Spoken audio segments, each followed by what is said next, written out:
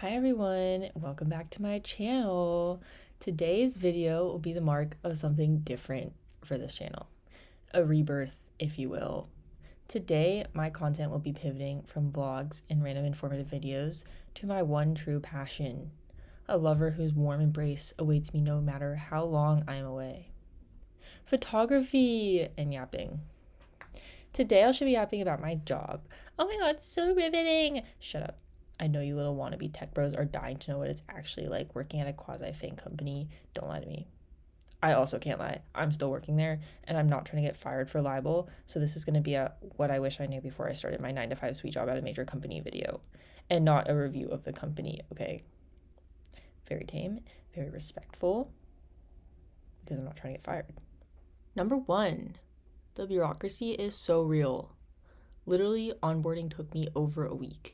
There are so many permissions that you need just to do anything. I remember the first day I needed to get on the Wi-Fi, obviously, but to do that, I needed to log into my employee account, which required me downloading work software onto my work device, which required Wi-Fi. I was befuddled. I literally ended up having to use a hotspot. It was insanity. Number 2, the people working there, or here, I should say, have literally worked here their entire career. This is kind of related to onboarding, but part of the reason it took me so long to ramp up, and I'm still ramping up, it's been like 4 months at this point, is because these people have worked there for so long that they've forgotten what's not normal for outsiders, what permissions they use on the daily, etc. Like, there's someone I met who had 3 internships at this company and then started working after grad and is now like 30 years old here. Bro has been here for over a decade. He could literally finish his entire career with one company on his resume. And that's chill. Like, bro's also the GOAT, because if I have a question, I'm going to him. Like, he was there for the dawn, the birth of this product. Number 3, this is nothing like college. Besides the obvious schedule change, the thing that I really could not wrap my head around is that until I decide to change it, I will literally be working on the same thing forever. Like, sure, there's different bugs, different features, but I'll be working on this one section of this one product until I quit. But back in college, you have, semester long classes. Even within those classes, you're doing a new project every week or so. No longer. I've been working on the same thing for the past 3 months with no end in sight. And that's normal. You work on the same handful of things until suddenly people are asking you the questions because you have become the expert. All right, 3.5. This is nothing like college part 2. To be honest, I don't know if this is just my experience, but I feel like my college really did not prepare me for work. Like, I really don't use anything that I've learned in class. And maybe that's just because my CS curriculum was back-end focused and now I do front-end. But yeah, I really don't use my degree. Don't tell my parents that.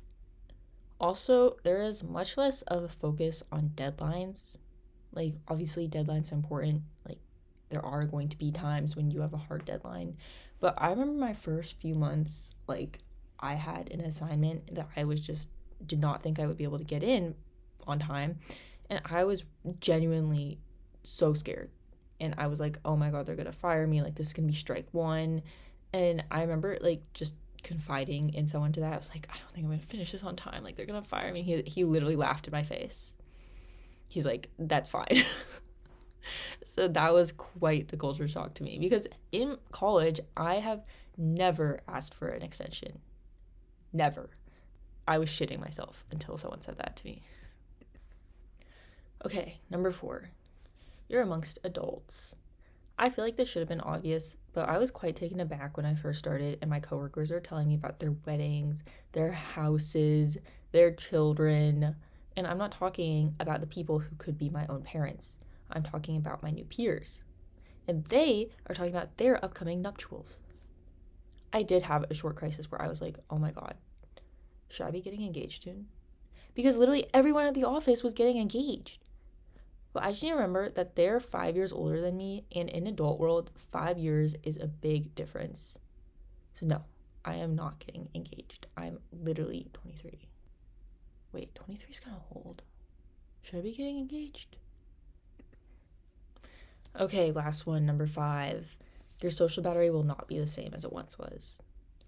And this could be different with extroverts, but as an introvert, I'm going to work and I'm seeing my coworkers every day, and that really takes a toll on my social battery. And it's not that my coworkers aren't nice and I don't get along with them. It's just different being in a work setting because the things that you say or do can get you sent to HR.